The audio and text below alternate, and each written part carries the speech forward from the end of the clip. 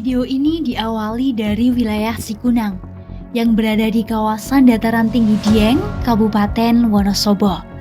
Berdasarkan peta fungsi kawasan hutan yang diterbitkan oleh Kementerian Lingkungan Hidup dan Kehutanan, wilayah ini masih tercatat sebagai kawasan hutan lindung.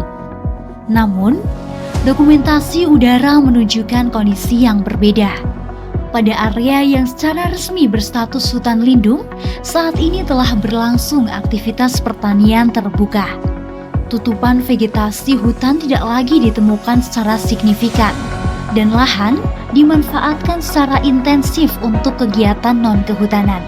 Kondisi ini menunjukkan adanya indikasi perubahan pemanfaatan kawasan yang berpotensi menghilangkan fungsi lindung hutan sebagai pengatur tata air dan penyangga ekosistem pegunungan.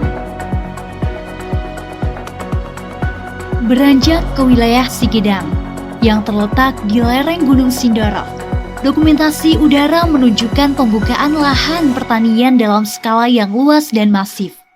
Berdasarkan pencocokan spasial dengan peta fungsi kawasan hutan, wilayah Sigedang termasuk dalam wilayah hutan lindung dan hutan produksi terbatas, yang secara regulasi memiliki pembatasan ketat terhadap pemanfaatan ruang.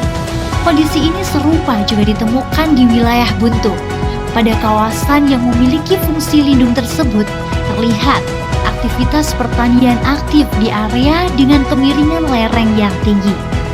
Perubahan pemanfaatan ini berpotensi meningkatkan risiko erosi, menurunkan daya dukung lingkungan, serta mengganggu sistem tata air di wilayah hilir.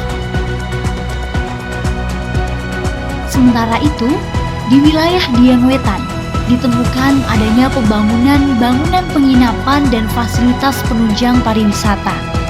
Berdasarkan pencocokan spasial dengan peta fungsi kawasan hutan, lokasi pembangunan tersebut masih tercatat sebagai kawasan hutan.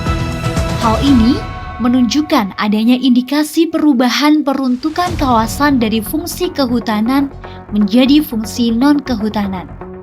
Secara keseluruhan, estimasi luasan kawasan hutan yang diduga telah mengalami alih fungsi di wilayah Sikunang, Sigedang, Buntu, dan Dieng Wetan mencapai kurang lebih 62 hektar.